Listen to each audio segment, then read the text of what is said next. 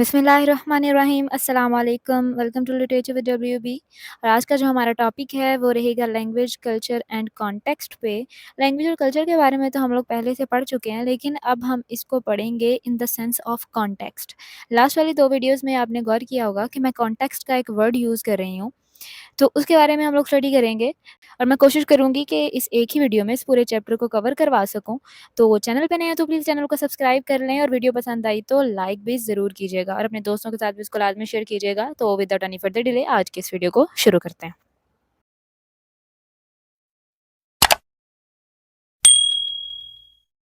तो सबसे पहले हम लोग बात करते हैं कॉन्टेक्स्ट के बारे में कि कॉन्टेक्स्ट होता क्या है।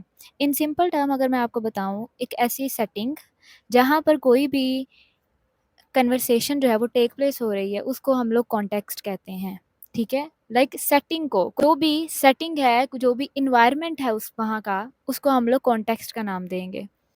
कॉन्टेक्स्ट जो है ये हम लोगों को हेल्प करता है ये डिटरमाइन करने में कि जो बात हो रही है उसका मतलब क्या है, कोई बात की जा रही है उस पे उसका क्या इन्फ्लुएंस है। ठीक है, वो बात किस तरह से कही जा रही है, ये सारे के सारे एस्पेक्ट जो हैं ये हम लोग को कॉन्टेक्स्ट के ज़रिए ही पता चलते हैं।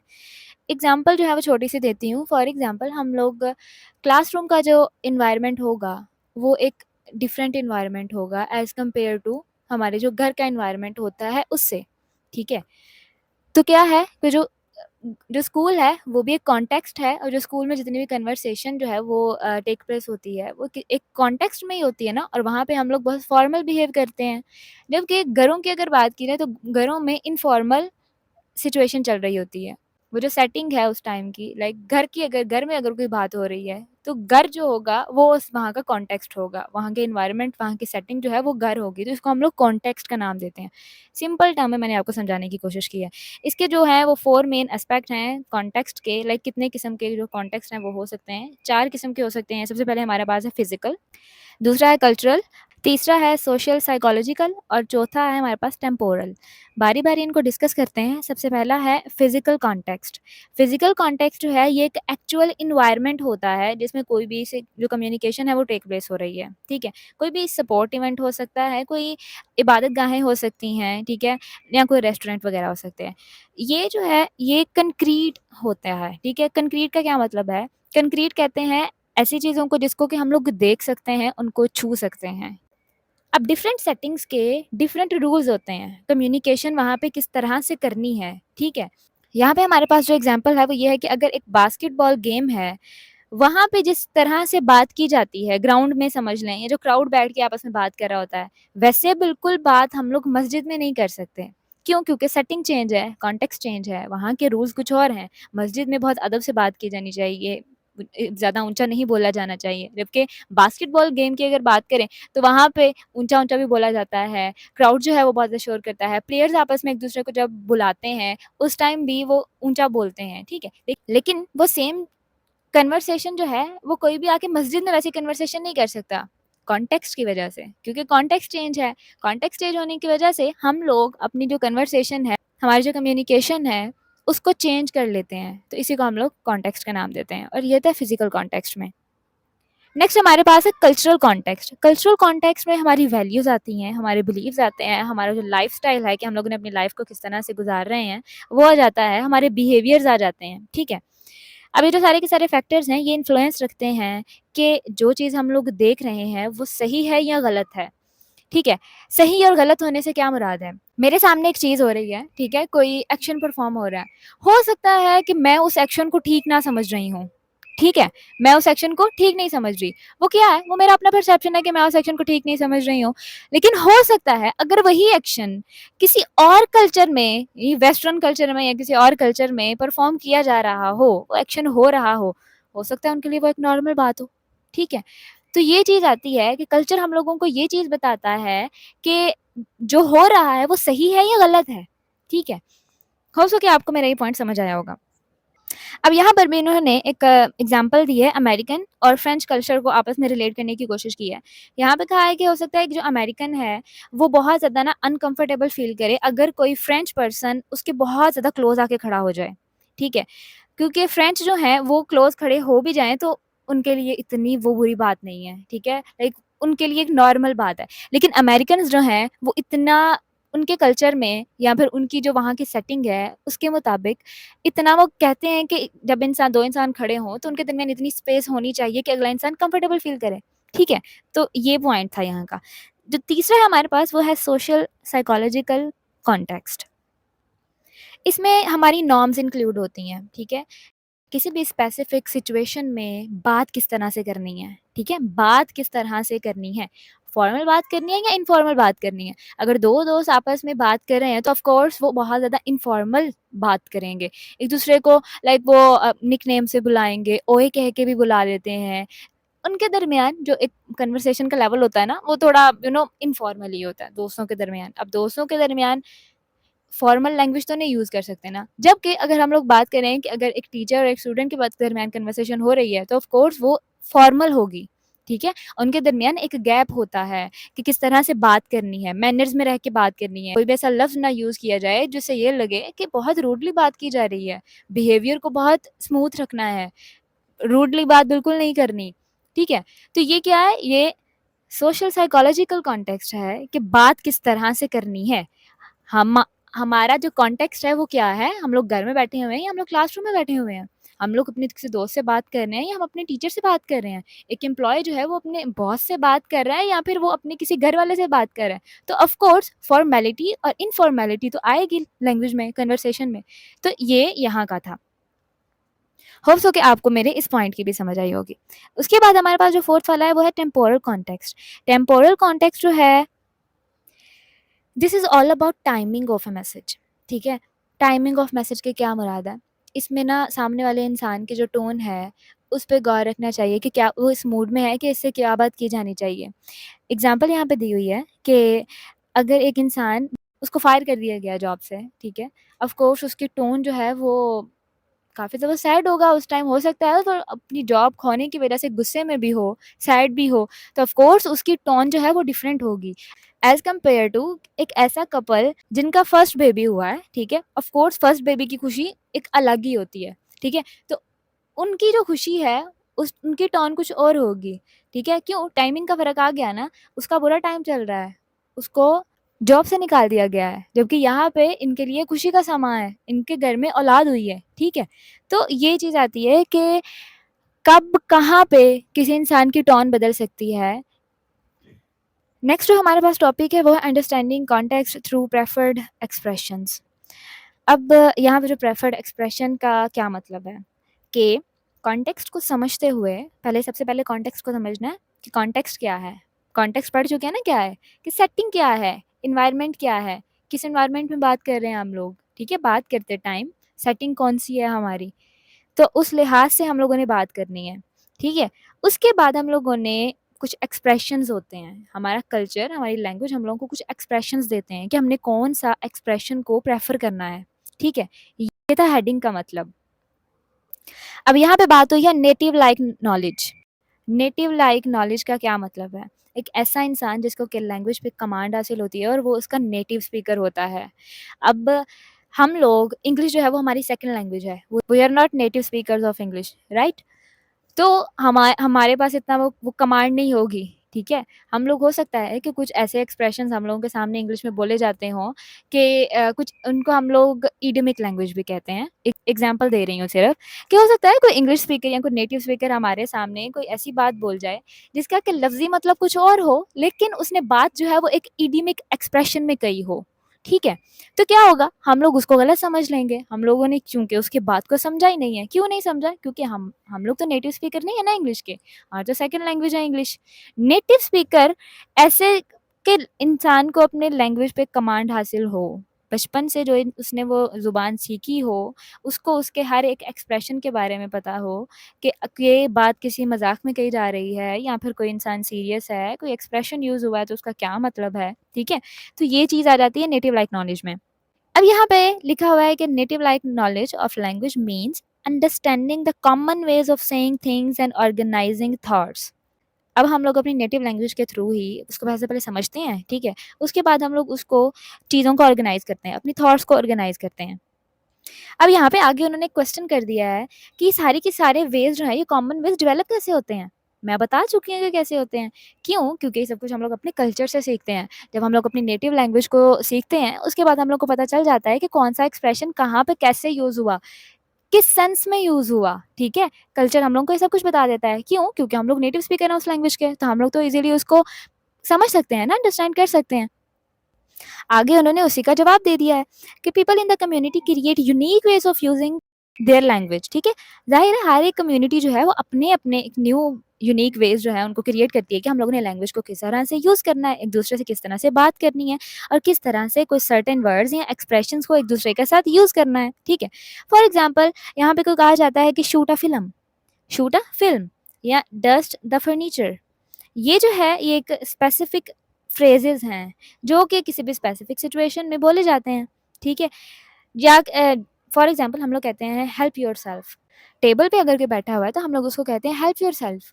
तो इसका क्या मतलब है कि हिचकिचाइए मत, ठीक है, ईजी होके खाएं, ठीक हो गया। तो ये इस सेंस में आएगा। तो ये सारे के सारे एक्सप्रेशन हैं जो कि हम लोग अपनी लैंग्वेज में यूज़ करते हैं। अब ये सारे के सारे जो प्रेफर्ड वेज़ होते हैं, जो कि बोले जाते हैं किसी भी स्पेसिफ़िक लैंग्वेज में, हर एक लैंग्वेज के अपने-अपने एक्सप्रेशंस होते हैं ना, और ये किस चीज़ को रिफ्लेक्ट करता है कि जो कम्युनिटीज़ हैं, डिफरेंट कम्युनिटीज़ वो किस तरह से सोचती हैं, उनका एनवायरनमेंट क्या है और उनका कॉन्टेक्स्ट क्या है। इसीलिए जब हम लोग कोई नई लैंग्वेज एक्वायर करते हैं, नई लैंग्वेज को सीखते हैं, तो वो हमारे लिए बहुत ज़्यादा चैलेंजिंग हो जाता है। क्यों? क्योंकि हम लोग उनके ठीक है, हम लोग वोकैब्युलरी सीख लेंगे, हम लोग इंग्लिश सीख लेंगे या कोई भी और लैंग्वेज हम लोग सीख लेंगे, लेकिन उसके एक्सप्रेशंस को सीखना it's a big challenge. Even if the situations are similar, situations similar हों भले ही डिफरेंट लैंग्वेजेज़ में, लेकिन उनके जो एक्सप्रेशन होते हैं, ये डिफरेंट होते हैं। अब यहाँ पे नीचे एक एग्जांपल है, अमेरिकन इंग्लिश में अगर किसी से पूछा जाए कि क्या तुम खेलना चाहोगे हमारे साथ, तो हम लोग क्या कहते हैं? हम लोग कहते हैं would you like to play या कहते हैं वान्ना प्ले, ठीक है? लेकिन हंगरियन में इसको क्या बोला जाता है? इसको बोला जाता है सज़ाबाद, ठीक है? और इसका क्या मतलब है? Are you free to play? Are you free to play? Like यहाँ पे जो वर्ड हैं ये एक्ट कर रहे हैं कि एक हिसाब से उससे परमिशन ले रहे हैं कि क्या अगर तुम फ्री हो तो आ जाओ खेलते हैं, ठीक है? लाइक फ्री हो से पहले परमिशन ली जा रही है कि फ्री हो तो खेलते हैं, ठीक है? लेकिन लेकिन अमेरिकन इंग्लिश में क्या होता है, हम लोग कहते हैं कि खेलना चाहते हो, आ जाओ खेल लेते हैं, ठीक है? तो ये एक्सप्रेशंस हैं और ये डिफरेंट लैंग्वेजेज़ में डिफरेंट तरह से यूज़ होते हैं। तो जब हम लोग कोई लैंग्वेज सीखते हैं तो ये हमारे लिए बहुत ज़्यादा एक चैलेंजिंग होता है कि हम लोग किसी भी नई लैंग्वेज के एक्सप्रेशन को एक्वायर करें। So our next topic is language and context are rooted in culture. Language, context और कल्चर तीनों चीज़ें आपस में बहुत ज़्यादा क्लोज़ली कनेक्टेड हैं। कल्चर जो है ये शेप करता है हमारी लैंग्वेज को भी और कॉन्टेक्स्ट को भी, ठीक है? जो कल्चर है, कल्चर के मुताबिक ही हम लोगों को पता चलेगा ना कि हम लोगों की लैंग्वेज क्या है और हम लोगों को वो कल्चर ही बताता है कॉन्टेक्स्ट के लिहाज से कि ये वाली सेटिंग है तो तुम लोगों ने ऐसे बात करनी है, ये वाली सेटिंग है तो आप लोग ऐसे बात करेंगे, ठीक है? सब कुछ क्या है हम लोगों को कल्चर के थ्रू ही पता चलता है। कल्चर ही तो हम लोगों को वैल्यूज़ और बिलीव्स वगैरह सिखाता है। अब लैंग्वेज जो है वो कैरी करती है कल्चरल मीनिंग्स को भी और रिफ्लेक्ट करती है कल्चरल एक्सपीरियंसेस को। कॉन्टेक्स्ट जो है ये एक सिचुएशन होती है जिसमें कोई भी लैंग्वेज हम लोगों ने यूज़ करनी है और हम लोगों को हेल्प मिलती है कि हम लोगों ने मीनिंग क्या लेना है उन वर्ड्स का, ठीक है? जब कोई भी इंसान बोल रहा होता है ना तो उसके जो वर्ड्स होते हैं ना उसके कॉन्टेक्स्ट के साथ टाई होते हैं, ठीक है? जुड़े हुए होते हैं उससे। और सिचुएशन क्योंकि हम लोग को सिचुएशन ही बताती है ना कि हम लोगों ने किस तरह से बात करनी है। वही एक ही बात बार-बार आ रही है कि किस तरह से बात करनी है, ये चीज़ हम लोगों को कल्चर बताता है। लैंग्वेज जो है, लैंग्वेज कौन-सी यूज़ करनी है कॉन्टेक्स्ट के लिहाज से, ठीक है? हम किसी भी वर्ड को उसके कॉन्टेक्स्ट के जाने बगैर उसके मतलब को नहीं इंटरप्रेट कर सकते हैं। मैंने लास्ट वाली वीडियो में भी आपको ये कहा था कि हो सकता है कि अगर कोई एक बात हो रही है, दोस्त आपस में बात कर रहे हैं, उस बात का मतलब कुछ और हो, ठीक है? लेकिन अगर वही बात किसी और सेटिंग में होती है, तो हो सकता है उसका मतलब कुछ और हो, ठीक है? तो एम्बिग्यूटीज़ भी आती हैं यहाँ पे, ठीक है? लेकिन कॉन्टेक्स्ट कौन-सा है, हम लोग अगर अगर कॉन्टेक्स्ट को जान लेंगे ना कि ये बात इस कॉन्टेक्स्ट में की गई है, अच्छा तो फिर इसका ये मतलब होगा, ठीक है? अब यहाँ पे हमारे पास एक सवाल है कि लैंग्वेज ज़्यादा इम्पोर्टेंट है या फिर कॉन्टेक्स्ट ज़्यादा इम्पोर्टेंट है? तो ये डिपेंड करता है उन वर्ड्स पे जो हम लोग यूज़ कर रहे हैं, उस कम्युनिकेशन पे जो हम लोग कम्युनिकेट कर रहे हैं, ठीक है? किस तरह से हम लोग कम्युनिकेट कर रहे हैं, कौन से वर्ड्स यूज़ कर रहे हैं और वो लोग जो कि सेम बैकग्राउंड और एक्सपीरियंस वगैरह को शेयर करते हैं, वही वाली बात आ गई, सेम स्पीच कम्युनिटी वाली बात। मैं पिछली वीडियो में इसके बारे में डिटेल से बता चुकी हूँ कि सेम स्पीच कम्युनिटी से क्या मुराद है, ठीक है? अगर आपने वो वीडियो नहीं देखी तो मैं डिस्क्रिप्शन बॉक्स में भी उसका लिंक दे दूँगी, और आप मेरे चैनल की प्लेलिस्ट में जाएँगे तो आपको लैंग्वेज एंड कल्चर की प्लेलिस्ट मिलेगी, उसी में मैं ये इस सारी कोर्स की उसी में वीडियोज़ डालूँगी, ठीक है? तो आप वहाँ से जाके भी ईज़िली, अगर कोई भी आपको वीडियो चाहिए तो आप वहाँ से जाके ले सकते हैं। तो हम लोग बात कर रहे थे उन लोगों की जो उनका के सिमिलर बैकग्राउंड होता है, सिमिलर उनका एक्सपीरियंस होता है, वो एक ही एक्सपीरियंस शेयर कर रहे होते हैं, तो उनके लिए बहुत ज़्यादा ईज़ी हो जाता है एक-दूसरे को अंडरस्टैंड करना। क्यों? क्योंकि उनका सिमिलर जो है वो कॉन्टेक्स्ट होता है और उनका सेम नॉलेज होता है, ठीक है? जबकि वो लोग जिनका डिफरेंट बैकग्राउंड होता है और वो एक-दूसरे को समझने में ना उनको बहुत ज़्यादा डिफ़िकल्टी आती है, ठीक है? फॉर एग्ज़ाम्पल, अगर पंजाब के कुछ लोग हैं, ठीक है? और वो किसी को दोस्त बनाते हैं सिंध से, ठीक है? सिंध में उनकी किसी से दोस्ती होती है। तो क्या होगा? क्योंकि उन दोनों का कॉन्टेक्स्ट अलग है, उन दोनों का कल्चर अलग है, इनफैक्ट मेबी वो उर्दू लैंग्वेज ही यूज़ करें, सेम लैंग्वेज यूज़ करें, तो लेकिन वो एक-दूसरे को ना समझने में उनको काफ़ी ज़्यादा मुश्किल आएगी, क्योंकि उन दोनों का जो बैकग्राउंड है वो डिफरेंट है, ठीक है? उन दोनों का कॉन्टेक्स्ट डिफरेंट है, तो एक-दूसरे को समझने में उनकी काफ़ी ज़्यादा मुश्किल आएगी उनको। उसके बाद अगर हम नेक्स्ट बात करें तो हमारे पास टॉपिक है कल्चर इन कॉन्टेक्स्ट। अब हम लोगों ने कल्चर को कॉन्टेक्स्ट में देखना है, ठीक है? कल्चर जो है वो इफ़ेक्ट रखता है कि हम लोग किस तरह से अंडरस्टैंड करते हैं और यूज़ करते हैं लैंग्वेज को डिफरेंट सिचुएशंस में। कल्चर में क्या-क्या चीज़ें आती हैं हमारे पास? हमारे बिलीव्स आते हैं, हम लोगों की वैल्यूज़ आती हैं, हमारे लोगों का बिहेवियर्स आता है, कि हम लोगों ने लोगों के साथ किस तरह से कम्युनिकेट करना है, ये सारी चीज़ें हम लोगों को कल्चर बताता है, ठीक है? कल्चर जो है वो हम लोग को हेल्प करता है कि किस तरह से हम लोगों ने दूसरे लोगों के साथ इंटरैक्ट करना है, वेरियस सिचुएशंस को किस तरह से हम लोगों ने हैंडल करना है, ठीक है? लेकिन हर एक इंसान एक सेम वे में कल्चर को एक्सपीरियंस नहीं करता है, ठीक है? कल्चर जो है वो टाइम टू टाइम चेंज होता चला आ रहा है स्पेसिफिक सिचुएशंस की वजह से। बहुत ज़्यादा कल्चर में चेंजिंग आई हैं, पाकिस्तान के कल्चर में भी काफ़ी ज़्यादा चेंजिंग आई हैं। तो कल्चर जो है ये डिपेंड करता है किस पे? कॉन्टेक्स्ट पे। कल्चर भी डिपेंड करता है कॉन्टेक्स्ट पे। इसका क्या मतलब है कि किसी भी स्पेसिफिक सिचुएशन में जब भी कोई कम्युनिकेशन टेक प्लेस हुई है, ठीक है? तो किसी भी इंसान की जो नेशनैलिटी है या फिर जो एथनिसिटी है, फ़ौरन से बता देता है कोई जिस तरह से वो बात कर रहा होगा ना, कोई भी इंसान जिस तरह से बात कर रहा होगा, फ़ौरन से अगला बंदा पहचान जाएगा कि ये इसका ताल्लुक इस मुल्क से है, इसका ताल्लुक इस मुल्क से है। जो बात करने का जो तरीका होता है ना, ये हमारी कम्युनिकेशन पे हमारे कल्चर का बहुत बड़ा इन्फ्लुएंस है। जब डिफरेंट कल्चर्स के लोग आपस में इंटरैक्ट करते हैं ना, तो बहुत ज़्यादा एलिमेंट्स जो हैं वो मिक्स होते हैं। उनके जो बैकग्राउंड्स होते हैं और जो न्यू आइडियाज़ होते हैं ना, वो क्रिएट होते हैं। क्योंकि ज़ाहिर है वो आपस में जब कम्युनिकेट करते हैं, तो अपने-अपने आइडियाज़ वगैरह शेयर करते हैं, अपने थॉट्स वगैरह शेयर करते हैं, तो बहुत ज़्यादा न्यू आइडियाज़ जो हैं वो भी क्रिएट होते हैं। लैंग्वेज जो है, लैंग्वेज हम पे डिपेंड करता है कि हम लोग किस तरह से एक्सप्रेस करते हैं अपने एक्सपीरियंसेस को और अपने आइडियाज़ को। अगर एक इंसान एक या एक से ज़्यादा ज़ुबानें जानता है, तो ऑफ़ कोर्स वो उसके जो एक्सप्रेशन ऑफ थॉट होगा ना, अपनी थॉट्स को एक्सप्रेस करने का जो तरीका होगा, वो डिफरेंट होगा। उसके पास डिफरेंट वेज़ होंगे, वो डिफरेंट वेज़ से अपनी थॉट्स को एक्सप्रेस कर सकता होगा। और ये एक इम्पॉर्टेंट फैक्टर है, क्योंकि लैंग्वेज जो है, लैंग्वेज को हम लोग इस तरह से यूज़ करते हैं कि ये शेप करती है कि हम लोगों ने सोचना कैसे है और हम लोगों ने बोलना किस तरह से है, ठीक है? हम लोगों ने जो भी आइडिया है, हमारे पास जो थॉट है, उसको हम लोगों ने एक्सप्रेस कैसे करना है। नेक्स्ट जो हमारा टॉपिक है वो है context as declarative and procedural knowledge. सबसे पहले हमें डिक्लेरेटिव और प्रोसीजरल नॉलेज इन टर्म्स को समझने की ज़रूरत है। डिक्लेरेटिव नॉलेज ऐसे नॉलेज को कहते हैं, ये एक फैक्चुअल नॉलेज होता है। ऐसा नॉलेज जो फैक्ट पे बेस कर रहा हो, ठीक है? कि हकीकत क्या है? ये जो है ये व्हाट के क्वेश्चन पे ज़ोर देता है कि असल बात क्या है, ठीक है? हकीकत क्या है, ठीक है? अब अगर हम लोग इसको कॉन्टेक्स्ट की टर्म में समझे तो डिक्लेरेटिव नॉलेज एक ऐसे नॉलेज को कहते हैं जिसमें कि इन्वॉल्व होती है कि हम लोगों ने किसी भी स्पेसिफिक सिचुएशन की डिटेल्स को फाइंड आउट करना है, उसके बारे में ये जानना है कि इसमें क्या-क्या फैक्ट हैं, सिचुएशन के फैक्ट्स के बारे में जानना, कि हम लोग ये समझ सकें कि असल में बात क्या है, हकीकत क्या थी। फॉर एग्ज़ाम्पल हम लोग जो हैं वो हिस्टोरिकल बैकग्राउंड के बारे में समझते हैं कि हिस्ट्री में क्या हुआ था, फैक्ट बेस्ड नॉलेज ही होगा ना फिर तो हमारे पास कि असल में बात क्या थी, सिचुएशन क्या थी उस टाइम में, ठीक है? या फिर हम लोगों ने किसी स्पेसिफिक कल्चरल नॉर्म्स के रिलेटेड हम लोगों ने समझना है, ठीक है? तो ये चीज़ आती है डिक्लेरेटिव में। इन सिंपल वर्ड में बताऊँ तो डिक्लेरेटिव जो है वो फैक्ट पे बेस होता है नॉलेज, और इसमें हम लोग किस चीज़ के बारे में पूछते हैं कि क्या हो रहा है, ठीक है? व्हाट का क्वेश्चन आएगा इसमें। उसके अलावा जो दूसरा है वो हमारे पास है प्रोसीजरल। प्रोसीजरल नॉलेज जो है एक ऐसे नॉलेज को कहते हैं जिसमें हम लोग क्वेश्चन करते हैं हाउ टू डू समथिंग। पिछले में क्या था? व्हाट। ठीक है। व्हाट समथिंग इज, यहाँ पे है हाउ टू डू समथिंग, ठीक है। हाउ, यहाँ पे हाउ आ जाता है, इसमें है जो है वो इन्वॉल्व होता है ऐसा नॉलेज जिसमें कि हम लोग किस तरह से अप्लाई करें किसी इंफॉर्मेशन को या फिर किसी स्किल को प्रैक्टिस में।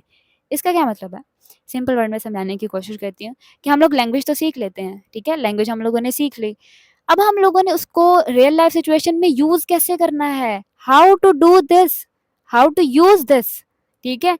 तो हम लोग ये चीज सीखते हैं कि हम लोगों ने सीखा है जो हम लोगों ने उसको प्रैक्टिकल लाइफ में लेके आना है, उसको उसकी प्रैक्टिस करनी है, ठीक है। कॉन्टेक्स्ट के टर्म में बात करें प्रोसीजरल नॉलेज की, तो इसका यही मतलब होता है कि हम लोग ने लैंग्वेज सीख तो ली है, लेकिन हम लोगों ने इसको किसी भी सर्टेन सिचुएशन में, किसी भी स्पेसिफिक सिचुएशन में इफेक्टिवली यूज कैसे करना है, ऐसी यूज करें कि सामने वाले को हमारी बात अच्छे से समझ आ जाए, ठीक है। ये होता है प्रोसीजरल नॉलेज। होप सो कि आपको ये दोनों टर्म्स जो हैं वो क्लियर हो चुकी होंगी। तो अब हम लोग बढ़ते हैं इस पूरे हेडिंग की तरफ कि context as declarative and procedural knowledge. Context जो है वो हमेशा चेंज होता रहता है, ठीक है। क्यों, क्योंकि हमारे सामने डिफरेंट फॉर्म्स अपेयर होती रहती हैं, डिफरेंट सेटिंग्स आती रहती हैं, तो कॉन्टेक्स्ट तो चेंज होता रहता है। इसीलिए ये हम लोगों को हेल्प करता है कि हम लोग को कोई भी नॉलेज है ना उसको अंडरस्टैंड किस तरह से करना है और स्टोर किस तरह से करना है। स्टोर का क्या मतलब है कि हो सकता है हम ऑलरेडी पहले भी किसी कॉन्टेक्स्ट से गुजरे हुए हों और दोबारा से फिर से कभी ज़िंदगी में उसी कॉन्टेक्स्ट में हम लोग आएँ, उसी सेटिंग में आएँ बात करने के लिए, तो ऑफ कोर्स वो ऑलरेडी हमारी मेमोरी में, हमारे माइंड्स में स्टोर हो चुका होगा, ठीक है। तो हम लोगों को कॉन्टेक्स्ट बहुत अच्छे से समझ आ गई होगी। जो न्यू थ्योरीज़ हैं, उनका क्या कहना है कि जो भी हम लोगों ने मीनिंग इंटरप्रेट करना है ना, जो भी मीनिंग इंटरप्रेट करना है, ये हम लोग कॉन्टेक्स्ट के लिहाज से करेंगे कि कॉन्टेक्स्ट क्या है, उसके मुताबिक हम लोगों ने मीनिंग जो है उसको इंटरप्रेट करना है। इसीलिए हम लोगों को इस चीज़ की कंप्लीट अंडरस्टैंडिंग होनी चाहिए कि व्हाट इज़ बीइंग सेड। उसी का आगे पॉइंट है हमारे पास, context and the two sides of word knowledge. Context and the two sides of word knowledge. अब ये जो टर्म है इसको हम लोग एक्सप्लेन करेंगे कि how our understanding of the word is shaped, कि हमारी जो अंडरस्टैंडिंग है ना इस वर्ड को लेके वो किस तरह से शेप हुई है, ठीक है। जिसमें कि ये भी आएगा कि हम लोग क्या चीज़ पहले से जानते हैं और क्या चीज़ हम लोगों को एट द मोमेंट जहाँ पे वो कन्वर्सेशन जो है वो टेक प्लेस हो रही है उस टाइम हम लोगों को पता चली है। एक नई चीज़ हम लोग को पता चली है और एक ऐसा नॉलेज जो ऑलरेडी हमारे पास पहले था, ठीक है। उसको हम लोग कहते हैं प्रायर कॉन्टेक्स्ट या प्रायर नॉलेज। प्रायर नॉलेज ऐसे नॉलेज को कहते हैं जिसका कि ऑलरेडी हम लोग को पता होता है, हमारी मेमोरी में वो ऑलरेडी कहीं न कहीं पे स्टोर होता है, ठीक है। हम लोग सोचते थे अच्छा यार ये तो मुझे पहले से पता था, ठीक है। तो ऑलरेडी जो पहले से हम लोग की मेमोरी में स्टोर होगा उसको हम लोग प्रायर नॉलेज कहते हैं। पास्ट में हो सकता है हम लोगों ने कभी कोई ना कोई ऐसा एक्सपीरियंस किया हुआ हो तो वो ऑलरेडी हमारी जो मेमोरी है उसमें स्टोर हो जाता है। तो हम लोगों को उसके बारे में, उस सिचुएशन के बारे में, फैक्ट्स के बारे में अंडरस्टैंडिंग हो जाती है। एक होता है सिचुएशनल कॉन्टेक्स्ट, ये वो वाला नॉलेज होता है, ये वो वाला कॉन्टेक्स्ट होता है जिसके बारे में हम लोग को पहले नहीं पता होता है। हम लोग जो है वो करंटली ही उसके साथ डील कर रहे होते हैं, ठीक है। पहले उसके बारे में हम लोग को कोई नॉलेज नहीं होता, कुछ भी नहीं पता हुआ होता, तो हम लोग करंटली उसके बारे में उसको फेस कर रहे होते हैं, उसको कहते हैं सिचुएशनल कॉन्टेक्स्ट, ठीक है। तो जब हम लोग कम्युनिकेट करते हैं ना, तो हमारा जो प्रायर नॉलेज है, ठीक है, जो हमारे पहले से हमारे पास जो नॉलेज था वो और जो करंट सिचुएशन है ये आपस में इंटरेक्ट करती हैं, इंटरेक्शन होता है इनका, और ये जो इंटरेक्शन है वो एक न्यू अंडरस्टैंडिंग और एक न्यू मीनिंग को क्रिएट करता है, ठीक है। हो सके आपको इस पॉइंट की समझ आई होगी, मजे का पॉइंट है ना वैसे, है तो मजे का वैसे। अब आते हैं हमारे पास डेक्लरेटिव और प्रोसीजरल नॉलेज के बारे में। ये वही वाली बात है कि डेक्लरेटिव जो नॉलेज होता है ये होता है all about facts and information, ठीक है। जबकि जो प्रोसीजर है उसको ये होता है कि हम लोगों ने इस इन्फॉर्मेशन को यूज़ कैसे करना है, ठीक है। हमारे पास फैक्ट्स हैं, अब यूज़ कैसे करना है इसको, इसको हम लोग प्रोसीजरल नॉलेज कहते हैं। अब हमारे पास यहाँ पे एक मॉडल है, the dynamic model of meaning, DMM and context. अब हम लोगों ने इस डायनामिक मॉडल को कॉन्टेक्स्ट में देखना है, ठीक है, कि कैसे वर्क करता है। ये जो डायनामिक मॉडल ऑफ मीनिंग है ये इसको एक्सप्लेन करता है कि हम लोगों ने अंडरस्टैंडिंग को किस तरह से डेवलप करना है, ठीक है। किस तरह से कि ऐसे जो कि पहले से हम पास्ट का जो हमारा एक्सपीरियंस होता है उसको और जो हमारी करंट सिचुएशन होती है उसको, इन दोनों को कंबाइन करके हम लोगों ने जो न्यू वर्ड्स हैं वो किस तरह से, या न्यू मीनिंग जो है उसको किस तरह से इंटरप्रेट करना है, ठीक है। तो इसको कहते हैं the dynamic model of meaning. अब इंटरेक्शन ऑफ कॉन्टेक्स्ट पे जाते हैं। अभी जो डायनामिक मॉडल ऑफ मीनिंग है ना, ये मैंने पहले बताया कि हम लोगों का पर्सनल एक्सपीरियंस भी होता है, लाइक वो नॉलेज जो हमारे पास ऑलरेडी होता है, हम लोग पास्ट में एक्सपीरियंस कर चुके होते हैं, तो हमारी मेमोरी में कहीं न कहीं स्टोर होता है। वो नॉलेज और जो करंट सिचुएशन होती है, वो जब इन दोनों का कॉम्बिनेशन होता है ना, तो वो हम लोग को हेल्प करती है कि हम लोग ना मीनिंग्स को समझ सकते हैं। हम लोगों को इस चीज़ के लिए कंट्रीब्यूट करते हैं कि जो भी किसी भी प्रेज़ेंट सिचुएशन में हो रहा है, उसको समझने में कोशिश कर रहे हैं कि what is happening in the conversation, ठीक है? क्या बात बात क्या हो रही है, ठीक है? बात को समझने के लिए मदद करता है। नेक्स्ट है लैंग्वेज एंड कॉन्टेक्स्ट। अब हम लोग ये चीज़ें तो पहले ही पढ़ते चले आ रहे हैं, लैंग्वेज है वो ऑलवेज़ कनेक्टेड होती है कॉन्टेक्स्ट के साथ, जो वर्ड होते हैं वो लिंक्ड होते हैं कॉन्टेक्स्ट के साथ, हम लोगों ने कौन से वर्ड कहाँ पे यूज़ करने हैं, ठीक है? अब यहाँ पे एक नई चीज़ ये आती है कि अगर कभी कॉन्टेक्स्ट क्लियर नहीं है, ठीक है? हम लोग को बात की समझ नहीं आ रही है, तो हम लोग क्या करेंगे, हम लोग अपना प्रीवियस इन्फॉर्मेशन को या प्रीवियस नॉलेज को इस्तेमाल करेंगे, इन गैप्स को फिल करने के लिए, ठीक है? हो सकता है कि कोई माज़ी में कोई बात हुई हो, ठीक है? तो हम लोग कहें कि अच्छा, ये उसकी बात कर रहा है, ठीक है? तो हम लोगों को बात की समझ आ जाती है। For example, if we hear I want to get even with him, I want to get even with him, ठीक है? यहाँ पर हम लोगों को इस चीज़ के लिए समझने की ज़रूरत है कि जो स्पेसिफिक सिचुएशन है वो तो क्लियर ही नहीं है। अब इस सारी सिचुएशन को समझने के लिए हम लोगों को अपने प्रायर नॉलेज का इस्तेमाल करना पड़ेगा। अब ये वाला जो सेंटेंस है, हो सकता है अगर वो किसी और के सामने अगर कोई बोलता है, तो हो सकता है वो इसकी बात को समझ जाता। क्यों? क्योंकि ऑलरेडी उसने उसके बारे में उसको बताया हुआ होता, ठीक है? अपनी सिचुएशन के बारे में बताया हुआ होता, तो वो सारे के सारे गैप्स को फिल करता और उसके मीनिंग को इंटरप्रेट कर लेता। लेकिन अब हमारे पास तो सिचुएशन जो है वो नहीं पता ना कि किसके बारे में बात हो रही है, ठीक है? उसके बाद है इंटरकल्चरल कम्युनिकेशन। अब ये जो मॉडल है ये चैलेंजेस को भी एड्रेस करता है। कौन से चैलेंजेस? कि जब 2 लोग जो डिफरेंट कल्चर और डिफरेंट लैंग्वेज से बिलॉन्ग करते हैं, जब आपस में कम्युनिकेट कर रहे होते हैं, तो उनको कुछ चैलेंजेस का सामना करना पड़ता है। तो ये उनको भी हाइलाइट करता है। जब हम लोग किसी भी लैंग्वेज को ना ट्रांसलेट कर रहे होते हैं ना या फिर कंपेयर कर रहे होते हैं 2 लैंग्वेजेज़ को, तो हम लोगों को ना बहुत ज़्यादा कॉम्प्लेक्सिटीज़ को फेस करना पड़ता है।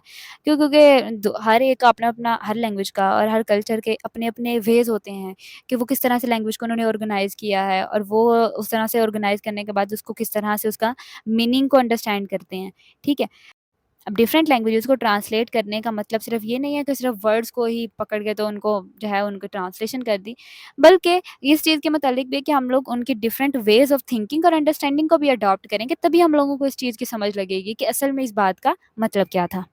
उसके बाद हमारा जो टॉपिक है वो है two sides of word meaning, ठीक है? Two side of word meaning, ये उसी मॉडल का हिस्सा है, ठीक है? जो पीछे हम लोगों ने डायनामिक मॉडल ऑफ मीनिंग पढ़ा है ना, उसका। अब इनके मुताबिक there are 2 ways to understand the meanings of word, ठीक है? 2 वेज़ हैं जिनसे कि हम लोग मीनिंग को इंटरप्रेट कर सकते हैं। सबसे पहला है कोर सेंस। कोर सेंस, ये this is a basic and literal meaning of word, ठीक है? कोई भी लिटरल मीनिंग है ना, कोई भी डिक्शनरी मीनिंग है, उसका लफ्ज़ी मतलब, उसको हम लोग कहते हैं कोर सेंस, ठीक है? ये स्टेबल होती है, ठीक है? और ये टाइम टू टाइम चेंज नहीं होती है, ठीक है? लफ्ज़ का जो मतलब है वो वही रहेगा, ठीक है? अगर मैंने कहा है बटरफ्लाई, तो बटरफ्लाई का मतलब तितली ही रहेगा, उसका मतलब चेंज नहीं हो जाएगा। लफ्ज़ी मतलब जो उसका है वो वही रहेगा, ठीक है? वो चेंज नहीं होगा कि with the passage of time butterfly का मतलब जो है वो मैंने मगरमच्छ बना दिया या with the passage of time जो बटरफ्लाई का मतलब है कुछ और ही हो गया है, तो ऐसा नहीं होता। लिटरली मतलब जो है वो सेम रहता है ओवर द टाइम भी, ठीक है? तो ये होता है कोर सेंस। उसके बाद जो दूसरा वे है वो है कॉनसेंस। कॉनसेंस, this is a meaning that comes from the context in which a word is used. यही तो पीछे हम लोग पढ़ते चले आ रहे हैं कि किसी भी वर्ड का या किसी भी कन्वर्सेशन का जब हम लोगों ने मतलब निकालना है, सबसे पहले हम लोगों ने कॉन्टेक्स्ट के बारे में समझना है कि असल में कॉन्टेक्स्ट क्या है, किस कॉन्टेक्स्ट में बात हो रही है। और अगर ये बात किसी और कॉन्टेक्स्ट में थी तो हो सकता है इसका मतलब कुछ और होता, लेकिन अगर ये जो है ये इस कॉन्टेक्स्ट में बात हो रही है तो इसका मतलब ये होगा, हाँ ये इसका मतलब होगा। तो इस चीज को कहते हैं कॉन्सेंस, ठीक है? इसमें ना सब्जेक्टिव और एक्स्ट्रा मीनिंग्स इंक्लूड होते हैं। ऊपर तो देखिए ना बिल्कुल सिर्फ और सिर्फ लिटरल मीनिंग होते हैं, जो डिक्शनरी मीनिंग है सिर्फ और सिर्फ वो आएँगे। लेकिन इसमें एक एक्स्ट्रा इन्फॉर्मेशन इंक्लूड होती है। एक्स्ट्रा इन्फॉर्मेशन हम लोगों को मिल रही होती है, जो कि डिपेंड करती है सिचुएशन पे। सिचुएशन के लिहाज से हम लोग जो है वो उनका ज़ाहिर मतलब निकाल रहे हैं, तो वो जो है एक एक्स्ट्रा इन्फॉर्मेशन हमारे पास होती है।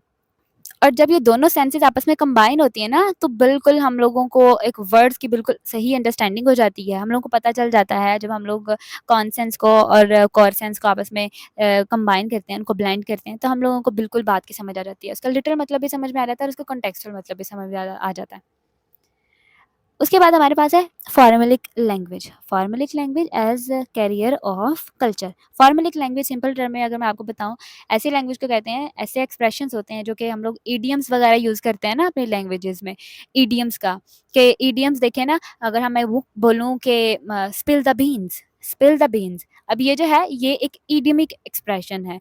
इसको अगर हम लोग मैं सेपरेट सेपरेट बैठ के ट्रांसलेशन करना शुरू कर दूँ, स्पिल का सेपरेट करूँ, बीन्स का सेपरेट करूँ, ठीक है, तो क्या है ये ना मीनिंग इसका कुछ और निकलेगा, लेकिन ये मैंने एक यहाँ पे ईडियम यूज़ किया है। स्पिल द बीन्स का क्या मतलब है कि रिवील द सीक्रेट, ठीक है, किसी के सीक्रेट को रिवील करो, ये मैंने बात की है। तो ये होती है ईडियमिक लैंग्वेज, और इसको फॉर्मेलिक लैंग्वेज भी कहते हैं। अब हम लोगों ने इसको ये देखना है कि किस तरह से कल्चर इसको कैरी कर रहा है। इसमें हमारे पास कुछ पॉइंट्स हैं। Interplay of prior knowledge and actual situation context. ये वही वाली बात आ गई है पीछे, ठीक है, जब हम लोगों ने पीछे पढ़ा था ना प्रायर कॉन्टेक्स्ट के बारे में, सिचुएशनल कॉन्टेक्स्ट के बारे में। प्रायर नॉलेज किसको कहते हैं? वो जो पहले से हमारे पास पास्ट एक्सपीरियंसेस में जो है वो हो चुकी है, और वो हमारी मेमोरी में कहीं ना कहीं स्टोर है वो नॉलेज, तो उसको हम लोग प्रायर बोलेंगे। और जो सिचुएशनल है वो होता है किसी भी प्रेजेंट सिचुएशन, जो भी सिचुएशन जो करंट सिचुएशन में हो रहा है उसको हम लोग ये कहते हैं। प्रायर कॉन्टेक्स्ट के बारे में हम लोग बात करते हैं कि वही एक बैकग्राउंड इन्फॉर्मेशन है, प्रीवियस नॉलेज है, ठीक है। इसकी एग्जांपल हमारे पास एक कन्वर्सेशन है कि टॉम जो है वो कहता है कि I have big presentation today, I am really nervous, ठीक है, टॉम इसको ही कहता है। आगे जो लूसी है वो उसको कहती है break a leg, break a leg. अब यहाँ पे ब्रेक अ लेग, इसमें एक इडियमिक लैंग्वेज, एक इडियमिक एक्सप्रेशन को यूज किया है। ब्रेक अ लेग का मतलब होता है गुड लक, ठीक है, वो उसको गुड लक कहना चाह रही है, ठीक है, उसको सपोर्ट करना चाह रही है। इनफैक्ट वो देखिए ना कि वो काफी ज्यादा नर्वस हो रहा है, लेकिन वो उसको कहेगी ब्रेक अ लेग, ठीक है, गुड लक टू यू। तो ये क्या है? ये एक इडियमिक लैंग्वेज है, ठीक है। उसके अलावा हमारे पास है सिचुएशनल कॉन्टेक्स्ट। इसमें जो हमारे पास एग्जांपल है ये देख लेते हैं। हमारे पास जो है एग्जांपल वो है नीना है। नीना कहती है कि I am heading to my job interview now, ठीक है, और आगे से चेरिस जो है वो उसको क्या कहती है? Good luck, knock I am dead. अब यहाँ पे जो सिचुएशनल कॉन्टेक्स्ट है वो क्या है कि एक इनफॉर्मल सेटिंग चल रही है, ठीक है, इनफॉर्मल सेटिंग है, और नैना ने ऑलरेडी उसको कुछ ना कुछ बताया हुआ होगा कि मेरी जो है वो जॉब इंटरव्यू है, तो वो उसको बताना चाह रही है कि मैं जॉब इंटरव्यू के लिए जा रही हूँ, और आगे से उसने उसको बोला है गुड लक, ठीक है, और उसको एक सपोर्टिव वे में बताने की कोशिश की है, एक सपोर्ट उसको करने की कोशिश की है। ये उनके कल्चरल बिलीव को भी रिफ्लेक्ट कर रहा है, और उसको वो है वो इनकरेज करना चाह रही है सक्सेस के लिए, ठीक है, कि तुम कामयाब हो जाओगी। तो ये था आज का लेक्चर। होप्स हो कि आपको इसकी समझ आई होगी। वीडियो थोड़ी सी लंबी हो गई है, लेकिन मैंने कोशिश की है कि मैं इस पूरे चैप्टर को इसमें कवर करवा सकूं। इन स्लाइड्स का लिंक मैं डिस्क्रिप्शन बॉक्स में दे दूंगी।